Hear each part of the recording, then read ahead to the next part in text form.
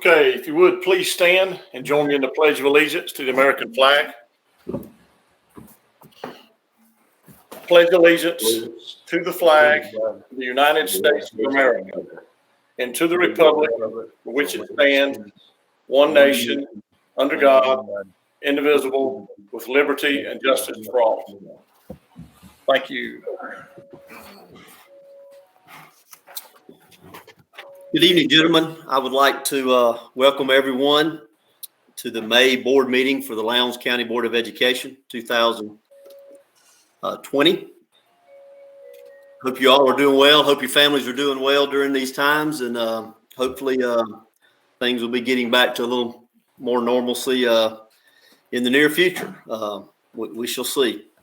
We will like to take the roll call. I believe everyone is present that I have seen, all six of us. So, Terry, if you'll notate that we're all here.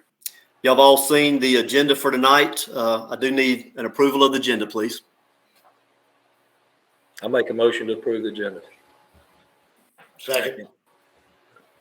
We have a motion and a second. All in favor say aye. Aye. Any opposed? The agenda passes.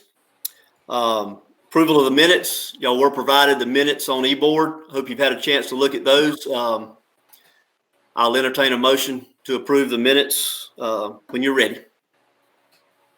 I'll make a motion. Second.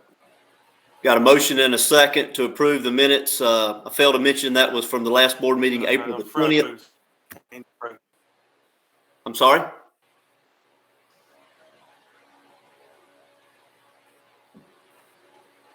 We had a motion and a second to approve the minutes from the April 20th board meeting. All in favor say aye. All right. Any opposed? Thank you. The minutes passed.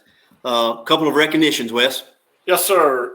Gentlemen, it's my pleasure to share with you all. The first one is from the Department of Audits, and you may remember that last year was the first time the Lowndes County school system received this award. So for the second year in a row, it's an award for it's a distinction of excellence in financial reporting. Sarah Roebuck, who is the lead auditor for us, ordinarily she would have been at the board meeting, and when she sent the email, of course, given the circumstances, she regrets that she can't be here, but said that she would put it in the mail to us. So we'll proudly display that. She also stated that it would be notated on the Department of Audit's state website that we were the recipient of that award for the second year in a row. So certainly we're proud of that and just wanted to share that with y'all tonight. The second one is certainly noteworthy as well. Lowndes High, I got an email probably about 2.5 weeks ago, maybe 3 now, from U.S. News and World Report. They received data from the College Board regarding AP scores, from the State Departments of Education regarding standardized testing, and Lowndes High has been recognized as one of the U.S. News and World Report best high schools in 2020. And again, they look at the metrics they use are student achievement driven, and those are statewide assessments, graduation rates, as well as the College Board AP scores. So I think this is a validation of Ms. McCall and her staff's hard work at the high school. But I also would say that it is a testament to the hard work of our administrators and teachers in the middle schools as well as the elementary schools. We know that all of our students ultimately end up at the high school, and we certainly want them ultimately to all graduate. So again, such a noteworthy recognition that I wanted to make sure we shared that. And I think Ms. McCall will soon be posting. They send you an electronic badge, and we'll soon have that displayed on the Lowndes High website. So good news to start the night off. That's great. Great. Congratulations. Any other discussion about that? We'll move on to discussion tonight. Finance report, I think, is Mr. Overman Yes, he's going to tackle the first two items, gentlemen, the finance report and then the tentative budget for fiscal year 2021. Good evening, everyone. Yeah. Let's go ahead and we'll get started. We'll get started with our revenue and expense sheet. You want to go ahead and pull that up on your computer or either on your hard copies. Let's take a look at it. Going down our revenue, as you can see, I usually look at the H for actual up to year to date compared to the budget. And then you can see the variance from 19. We're looking good on our revenues as far as the local tax and such, other local revenues. You can see where our state money has come in. So everything looks fine on the revenues. On the expense sheet, on the next sheet, you can go and take a look at the categories under expenditures from K all the way down to the grant. But you can take a look and see where we are. Of course, we're not spending as much. We're not having subs, and we're not putting, have the buses running daily. So you'll go and take a look there. You can see where we are on our expenses. So on those two sheets, and any questions that you see on those? Next is our monthly expenditure sheet and the summary sheet. Of course, you can see that. You can see there in April where our payroll 6.8, and then operating, of course, was considerably less than the month before. We were catching up on bills 406,000, 6.7. And also you can look at our revenues. So if you extrapolate that out, we have May and June with the accruals already put in there, so you can kind of get an idea of where we may end up at the end of fiscal year 20 this June. Of course, we'll have to close out. It takes us a couple of months to get the federal grants and such out as well. But anyhow, as of right now, you can see it's a little over almost 34 million, 33.9 is where we're looking to hopefully be at the end of this year. So anyhow, there's our monthly summary. Athletics, if you look through that, you can see not a whole lot going on there with the field shuttered and not much money coming in or going out. You can see the total athletic revenue as of the end of April. And this past April, we had a whole $1,349 enter into it. And you can look at our expenses here, very end, and take a look at where we are. Hold on, I've got too many sheets here. All right, where we have a 491 in expenditures, so you can see where we are as of now at the end of April. Last but not least, you can look at the SPLOST numbers. As you can tell from that, we're down around $73,000 from where we were last year on those numbers, which was a little better than I was hoping. I was hoping it would be, of course, where it was, but anyhow. So any questions that you can see on those? Gentlemen, just so you're aware, we were surprised. Friday, I believe the first was on a Friday, so that following Monday, last Monday, May the 4th, we were anxious to see what the SPLOST numbers looked like, and as you all know, those numbers lag for a month. So those collections were up about 30,000 from last month. However, we do anticipate that we're going to see a significant decrease there next month. So we have also adjusted in terms of our expectation for next year SPLOST collections, just trying to deal with it on the expense side and as well as on the revenue side. And so we're just trying to go into this thing as prepared as we can be. And we'll feel much better when we get some hard numbers. They're telling us now from Atlanta it'll probably be mid-June. And we'll feel much better about that. Anybody have any questions about the finance report for April? All right, Mr. Oben, you'll talk to him about the tentative budget for next year? Yes, last month we said we didn't have a whole lot of information, just discussed that it looked like it was going to be down. Rumor had it at about 10%. Well, we received a couple of weeks ago from the Department of Ed that looks like it's going to be 14%. So what we did, if you'll take a look at the tentative budget on general fund on that first column going down, local revenues at 28.9 million. Basically what we did is take where we felt like this year we were going to end and pushed it forward with no growth. Like I said, we're still not sure uncharted waters, so we went ahead and put that there as a placeholder to take a look at for the tentative budget. State revenues, we took what we expected to get next year, where we had about $67 million from state revenues, and deducted $9.4 million from that, which is our 14%. And we received about 1.8, a little over 1.8 million in the CARES fund from the Department of Ed up in DC. So we added that 1.8 back to what the 9.4 that we deducted. So that puts us at state revenues at right at $60 million. So you see that under state revenues. Federal revenues and other sources, we just pushed forward the best numbers we had. So it looks like total estimated revenues of about $89.5 million next year. Going down below that under instruction, people services, all the way down under your expenditures, you can take a look. We're running a deficit. It's over 95 million. So bottom line is it's about 5.8 million in deficit right there if we left it the same. Now, we've already trimmed back a little bit of what we could do at the central office. We're looking at administration budgets next year, department budgets. So that's not reflected in these numbers. When we have more numbers and when a final budget, we're going to go ahead and send that to you. So we're trying to whittle away while protecting instruction and such of that $5.8 million. As you can see, estimated fund balance is 33.5. Remember, that reflects about 15 million of our savings account for Lowndes High School. About 1/4 of the projects included in that fund balance there. So if we dipped in totally, as in right now, we would still have around 27.7 million is what we expect. Take a look at the special revenue, the grants and funds, that next column. Beginning under local revenues, we pushed it forward, state revenues from there, and federal. We really didn't, if you can take a look from the year prior, which is, I've got mine here. I've got too many sheets of paper. But the year prior budget, we pushed forward where the numbers we have going next year.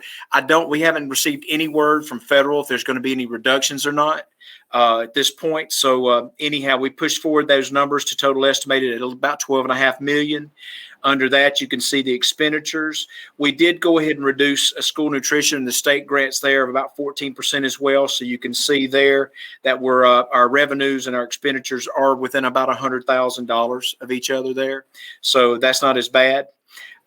Capital projects to the right, if you look at that, we went ahead and reduced what we thought our revenue may be from sales, that sales tax, to about 15%. So we put that as about 10 million.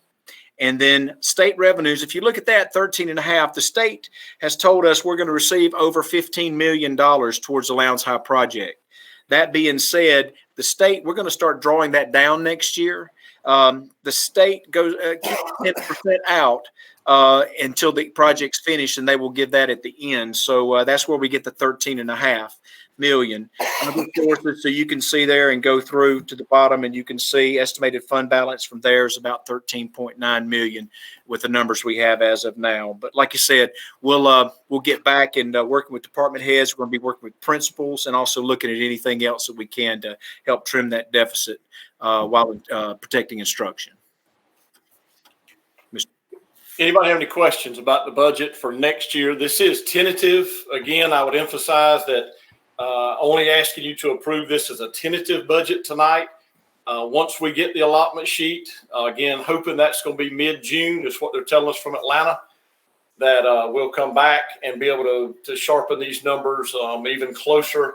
Y'all know by now we are being very conservative going into this from a revenue side.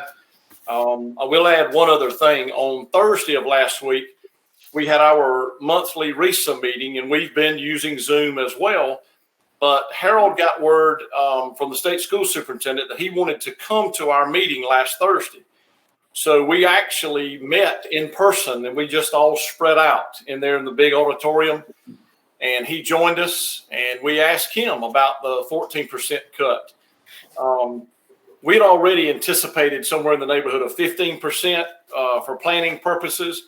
He seemed to think it may not be that bad, but we're going to, again, err on the side of caution. I also asked him, I said, look, it's probably premature at this point, but we'll figure this out and we'll make it work. What is going to hurt is if we don't come out of this soon and the economy gets restarted and we're rocking along and y'all tell us in December that we're going to have another austerity cut or some midterm adjustment, I said, now that's going to be challenging. But again, we'll anticipate that, just expecting, trying to be prepared for the worst. But I want y'all to know, in terms of the fund balance, we're obviously in as good a shape as the system's ever been in. We'll weather this. I think, again, everybody's anxious to get the economy going again, and I think it's gradually happening. But we'll feel much better about some hard numbers when we get those allotment sheets, and they're telling us mid-June. Good. Want to move on to the virtual learning grant? Yes, sir. Mr. Green's got some good news as well regarding Pine Grove Elementary. Hey, good evening, board members. The Georgia Department of Education advertised a digital learning grant opportunity back on April the 1st. Pine Grove Elementary School was the only school in our district that was eligible to apply for the grant.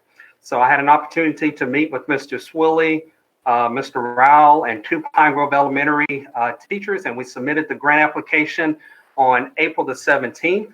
We were notified on April the 28th that we were awarded $151,000 to improve learning opportunities for students during situations where they are unable to access traditional instruction. So in that grant, we asked for funding to purchase over 500 Chromebooks for students in kindergarten, first, second, and third grades, and 70 iPad devices for pre-K students. So those devices will be included in Mr. Rao's technology presentation later in the meeting. So attached in front of you, you have a copy of the board cover sheet, and you also have a copy of the press release that Ms. Rome sent out to her media partners. So once again, congratulations to Pine Grove Elementary School. Anybody have any questions for Mr. Green? That's great news.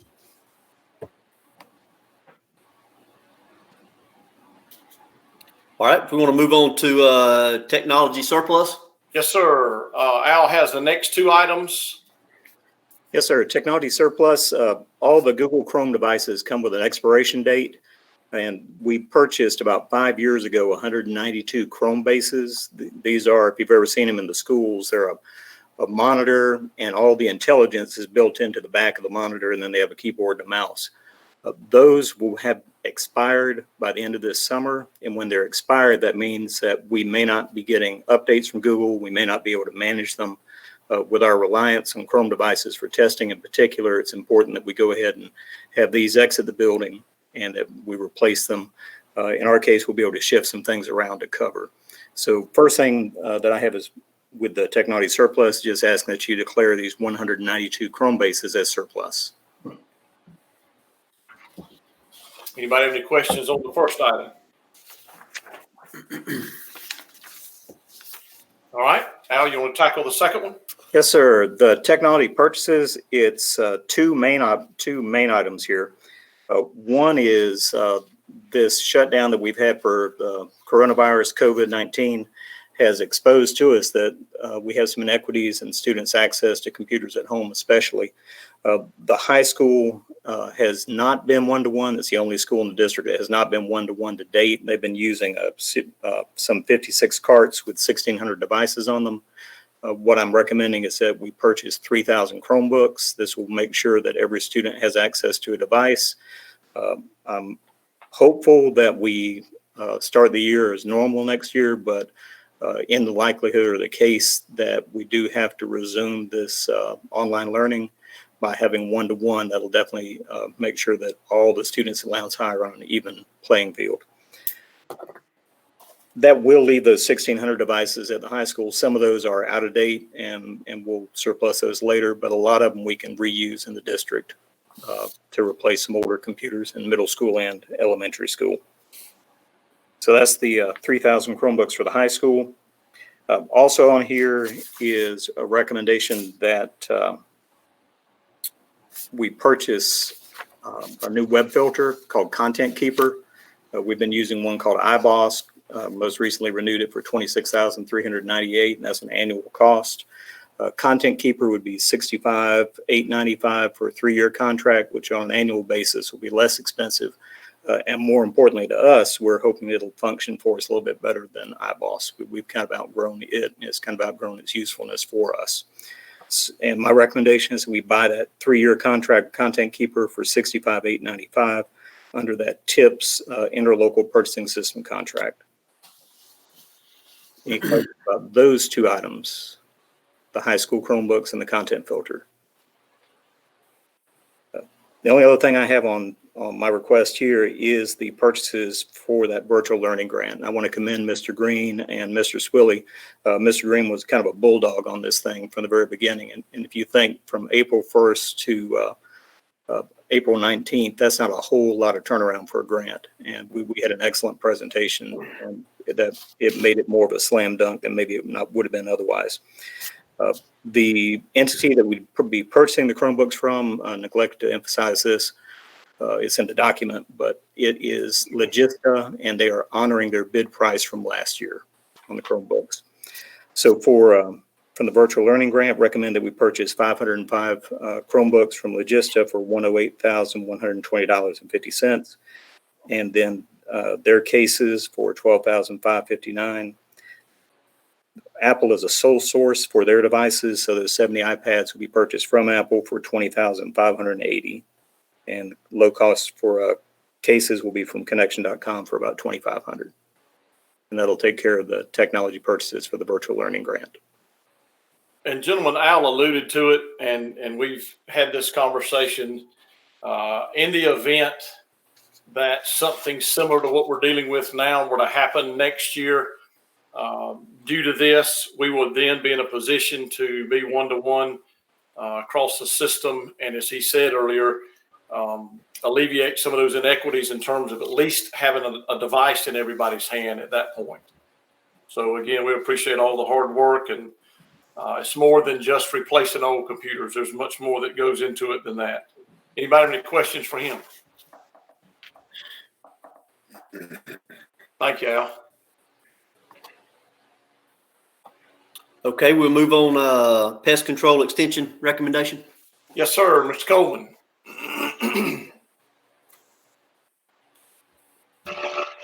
He's coming. There we go. I'm connected now. Good evening, gentlemen. Can you hear me? Yes. Okay. All right. In the March-April timeframe of 2015, we bid for a pest control contract, a 1-year contract with 4 annual renewables available to it. And we are at the end of the 5th year, or the end of the contract period. It expires at the end of May this month. Due to the school closure, we were at the brink of putting bids out for a new contract, and we were overcome by events with the school closure and the opportunity to solicit bids and to entertain bidders. The opportunity of coming into the buildings to do site visits did not exist. We're recommending a 1-year extension of the current contract, and it comes with no price increase. The current contractor has a price increase clause in his contract. He's eligible to request a price increase at the end of each year. And over the 5-year period, he has asked for no price increases. We're still paying 2015 bid prices. The current vendor has provided very satisfactory performance, and he's frequently performed above and beyond the specified requirements in the contract. So the recommendation is for a 1-year extension with intention of rebidding for a new contract at the end of the upcoming year. The total expenditure on your sheet says $27,660. There's an error in there. The old numbers from 2015 included Pine Grove Elementary, old Pine Grove Elementary, and I backed that out, and the requested renewal is $27,000. It's a fixed fee contract for 12 equal monthly payments. That's it.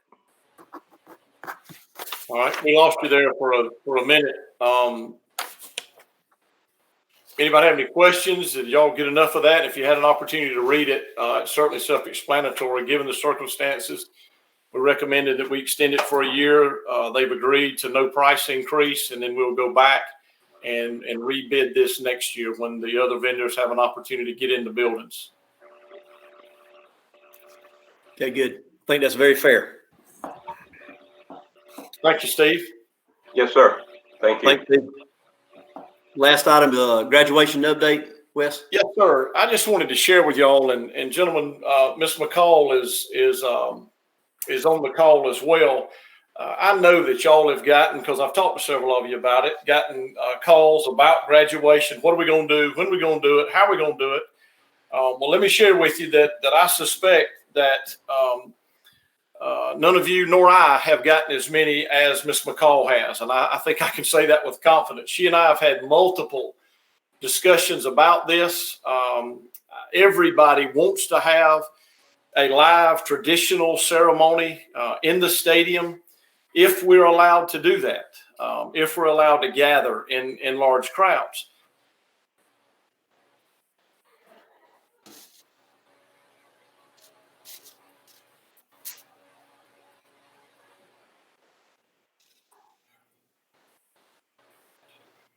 Think Did we lose Wes? Did he lock up? Wes, I think we lost you for a minute, Wes.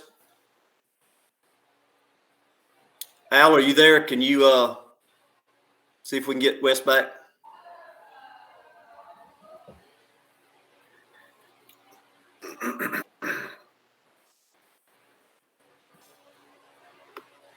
Well, let's give him just a minute and see if he can log back in here. Al, are you on the phone? You on the call?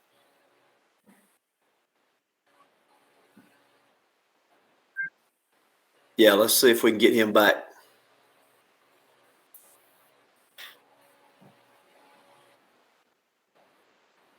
Yeah, that would be fine. Ms. McCall, are you there? Would you like to speak on his behalf?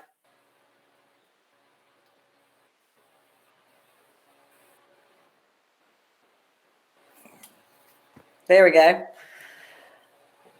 All right. Well, certainly while we're waiting on Mr. Taylor, one of the things that we have looked at, like Mr. Taylor was saying, obviously you all have gotten phone calls. I know they've come into the central office, and I have certainly received my fair share. Mr. Taylor, you back? You want to go ahead and pick up? Oh, your mic is off, Mr. Taylor. Al had texted me and said I was frozen, and I was saying, please jump in here and you can give them some details about where we are and everything that's gone into this. Well, do you want me to continue on, or do you want to? Yeah, no. You go right ahead. All right. So, in looking at some different options, and certainly in speaking with my colleagues from our Coastal Plains RESA, as well as colleagues really from around the state, everybody's trying to find that right balance of holding this important ceremony, but also wanting to keep our students and our families and our communities safe. And so one of the things that Mr. Taylor and I have talked about is really kind of looking at going ahead and announcing a date of graduation, because that's the other thing too that I'm beginning to hear from parents is they also are looking at their summer plans, students that are entering the military, some of our military families who are being reassigned.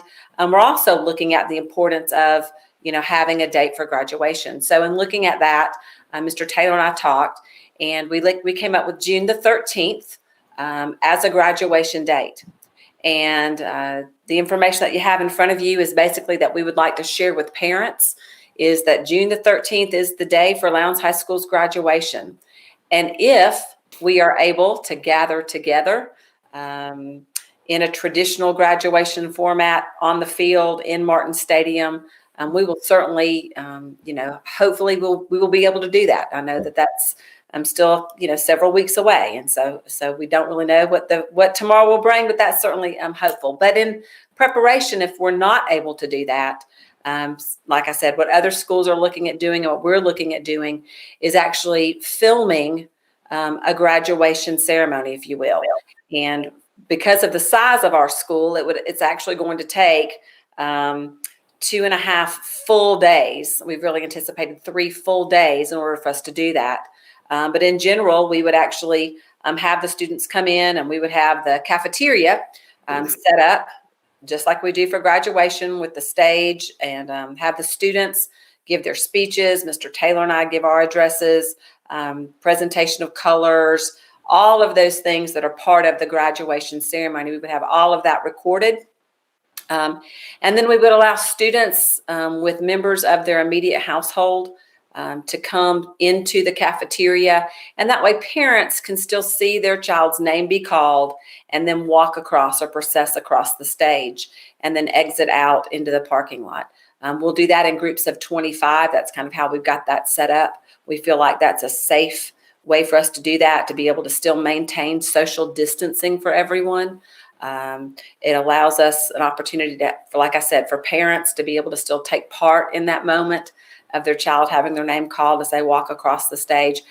We will have a photographer available to have a photograph of the graduate with their diploma, just like we do in a traditional graduation ceremony. And then once all that is done, we'll have that professionally edited and put together in an actual graduation ceremony that parents could then view on June the 13th if we're not able to come together for a graduation ceremony. We felt like that allows for parents to be able to go ahead and plan if they do have a small get-together that they wanted to do for their child for graduation. That allows them the opportunity to know that June the 13th, one way or the other, they're either coming to Martin Stadium for a traditional commencement ceremony, or at 10 o'clock they would tune in and we would actually show this the virtual graduation ceremony with all the speeches and accolades and their child walking across the stage, etc. So those were the plans that we've looked at. Questions or comments? Like I said, and I don't know at what point it froze a while ago. I was saying that I know because I've talked to many of you that y'all gotten calls as well, and I have, but I'll assure you, none of us have gotten as many as Ms. McCall has. She met with the senior class or a representative group of the senior class, has had multiple conversations with parents, and the staff in conjunction with them have worked this out. And I really think, given the circumstances, if we're not able to assemble in the stadium, this is about as close to doing that as we can do it in a timely fashion. Being able to video on that morning, and Ms. McCall, I think you and I, my memory is that if the board wants to come, that the morning of May 26th, yes, sir, speeches are being given. We could be there for that part of the ceremony, and that would be recorded, and we wouldn't have to be there for the rest of that day nor the other 2 days. Okay, good. Any questions? It sounds like that you're actually going to be deciding not to have graduation and start this process before school's out or before the end of May, right? Well, in order for us to get everybody videotaped and have the editing time for the editing crew to be able to do that, yes, sir, we would actually do the actual virtual graduation ceremony May the 26th, 27th, and 28th. Those would be the 3 days that we would video and film the process. And then our tentative plan, as we've kind of outlined, is that we would actually then make the decision on June the 5th, that Friday, June the 5th, to let parents know which direction we were heading, whether we were going to go ahead and try to proceed with an actual traditional graduation ceremony on the 13th, or whether or not they would be tuning into the virtual graduation ceremony on the 13th. So you're actually leaving it open to still have a traditional one if I understand the governor's supposed to, or my understanding is that he's going to make a statement about what's going to happen after the end of May, sometime in the last week of May, probably, as to whether he's going to extend this thing or kind of open it to larger groups. Is that kind of right or wrong? Yeah, we understand the same thing, and again, we're holding off. That's why, the first line in there, our hope, our intent is to do it live and traditional if we can. If we're permitted to gather in crowds, that's what our preference is. Well, my only concern about that was I've had, and I don't know what y'all have heard, but the ones I have talked to seem to be wanting a traditional ceremony if at all possible. So I was wondering why we were putting it that close to the end of May as our deadline, the 13th, 16th, whatever you said, instead of having the possibility of, even the end of June or maybe even in July as a possibility for I guess, as a possibility depending on what the governor says at the end of this month. Just a thought. Mr. McCall and I talked about dates, and Ms. McCall, please jump in here too. We even talked about the possibility of July. We talked about waiting and doing it in December. But then if you want to jump in there, Mr. McCall, the more information we found out, the more of the students and parents we talked about. The further we get away from May, their lives going a lot of different directions and they're moving on. Right. You want to jump in there, Ms. McCall? Sure. Right. Well, I mean, that was one of the things, that obviously as you talk to different folks, once again, kids joining the military, kids trying to, hopefully prepare to go off to college. The further we get away from the end of the school year, the harder it is to get that group of students and their families together. And so, that's why we looked at the June 13th. We felt like that gets us, through the end of May. That gives us some time if the governor does make some announcements at the end of May. It seems that seems to be the pattern, as at the end of each month, we're getting some new updates. That still gives us time to make some adjustments if we're moving to a traditional graduation ceremony. But if we're not, then we're prepared because we've done the filming of a graduation ceremony. We've got that prepared, and we're not trying to, in the middle of the summer, trying to get graduates together, kids together, to try to do the filming piece then. So.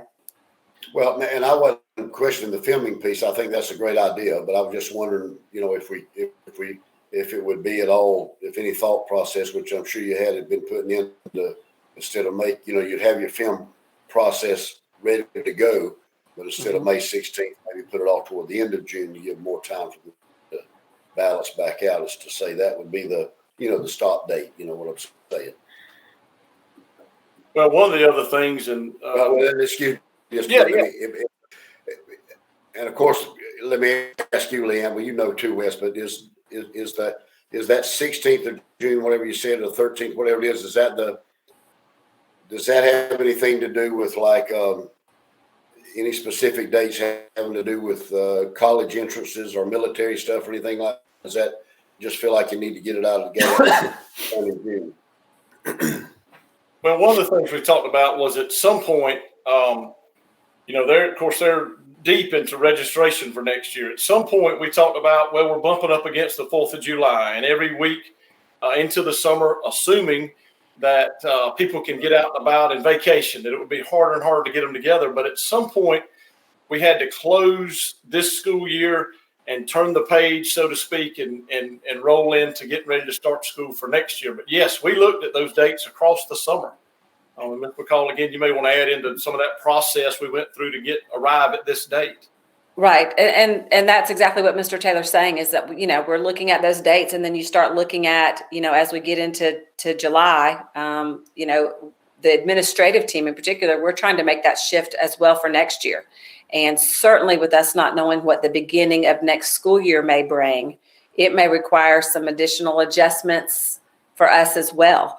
And so just trying to provide the seniors with a ceremony that we feel like that, we want them to have, and something, we feel like we've got a viable solution. And it's not inconsistent. The other piece too is that what we're doing is not inconsistent with what the schools around us are also choosing to do, that are kind of going down the same path of trying to ascertain, when and how to have graduation. So, are most of them using that middle of June, or are they pushing toward the end of the month?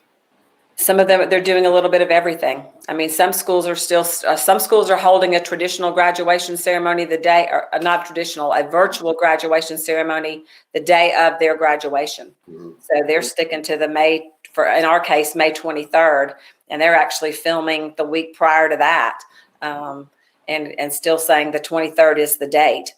So for some systems, we're actually pushing it back even later. Like I said, it's across the board. Schools are doing a variety of things. And I'll tell you, most of them across the state that I've talked to, have resigned themselves that it's going to be virtual. As Ms. McCall said, they're doing it in May and moving on. And we just want to try to hold on if we can and do it in a traditional setting. But at the same time, we kept coming back to it.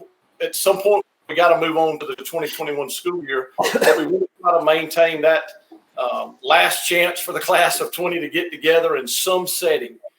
So that's kind of where let me just share with you all some of the things that we are doing for the class of 2020. I mean, I think that's important for you all to know some of the things that we've done. I'm sure you probably saw on social media, and we also got some great news coverage. We had the senior parade this past Friday, and it wasn't like we traditionally do where the kids go to their elementary or middle schools, but instead they met in the TJ Maxx parking lot with their families. They decorated their vehicles. The teachers came out, and the kids got to see one another, albeit from a distance and from their vehicles, but they did get to see one another. We celebrated the seniors in that way.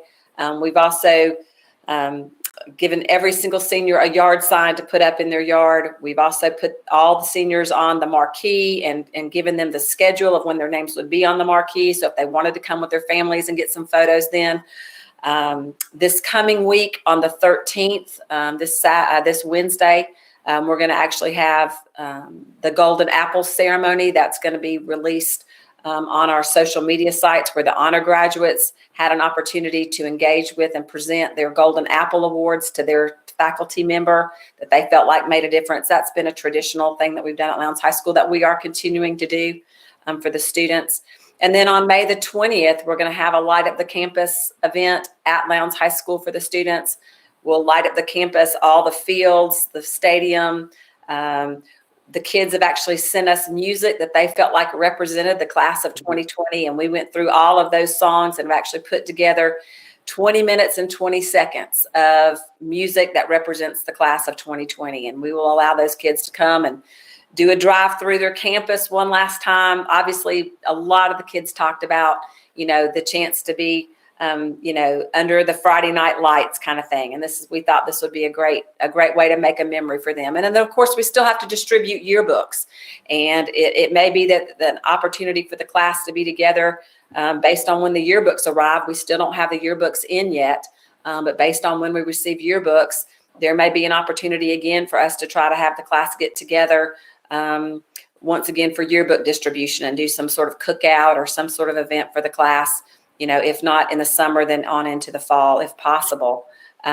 So we are looking and we're trying really diligently to create opportunities and meaningful ways for the kids to be together, for them to have some closure, for us to celebrate and recognize them, and recognize that, graduation is one of those things that, may look differently this year, but we are working really hard to ensure that the last part of their senior year is still special. Thank you. I just want to make sure that y'all got to hear that firsthand from her. There's been a lot of thought going into this, and we really feel like, again, we're coming back around that we had to have a date certain for everybody to be able to plan, and we're going to do the best we can if we're allowed to, if we're permitted to do it live and in a traditional setting in the stadium. Well, good. We appreciate, Ms. McCall, we appreciate all your efforts. I know this is in very unusual times, and there's no right answers, but we appreciate everything that you're doing, and Wes, and trying to make this a special year. So thank you. Yeah, there's not a playbook on this for sure. No, Thank you, hopefully this will be the first and last time. Yes, Amen. Okay, Wes, does that complete everything on discussion? Yes, sir. If we could just, and I know that's where you're going, to the consent agenda and then the personnel. Yes, sir. If we can move on to the consent agenda, gentlemen, there's 5 items there: the finance report, the tentative budget for next year, the technology surplus, the technology purchases, and the extension of the pest control contract. So I'd like to entertain a motion if everyone's ready. I make a motion we approve the consent agenda. Got a motion? Second. Did I hear a second from Dave? All in favor, say aye. Aye. Any opposed? Okay, thank you. The consent agenda passes. We'll move on to personnel recommendations. Gentlemen, you were provided the personnel list on eBoard. Hope you've had a chance to look at it. There are some hires as well as transfers there. Once you have time to look at that, I'll entertain a motion. I'll make a motion to approve the personnel list as presented. Have a motion. I'll Do I hear second. a motion and a second? Any discussion? All in favor say aye. Aye. Aye. Any opposed? Okay, thank you. Motion carries. Wes, other business? No, sir. Just a reminder, I know we're somewhat disjointed and everybody's dealing with this, but just to remind you, and Eddie's been good to send y'all out a reminder on the day off, but in June, on the 8th is our next scheduled meeting. So just a word of reminder about that. Okay. Ms. McCall, what was the date of the light up the campus? Did you? Yeah, that's going to be Wednesday night. We chose May the 20th because they're the class of 2020. So Okay. that May the- we have tried to have an event each week, and that's going to be the event for that week for the seniors. What time will that? Is there a certain time? It'll be at 9:00 p.m. Okay. Great. I think that's great. So from 9:00 to 9:20 and 20 seconds. And you will let us know about graduation, about us being present at the part of that service, the filming. Yes, sir. That'll be the morning of, if you want to just pencil it in, it'll be the morning of May the 26th. We'll actually start filming at 9:00, and that will be in the cafeteria. Okay. Thank you. Uh-huh. Anything else, gentlemen? That's it. I think we'll be glad to entertain a motion to adjourn. Motion. Got a motion, second? I'll second. Got a motion and a second. All in favor say aye. Aye. Hopefully none opposed. Thank you, guys. All right. See you. We'll see y'all next See ya. month. Bye-bye. Thank you. Y'all have a good evening. Bye-bye.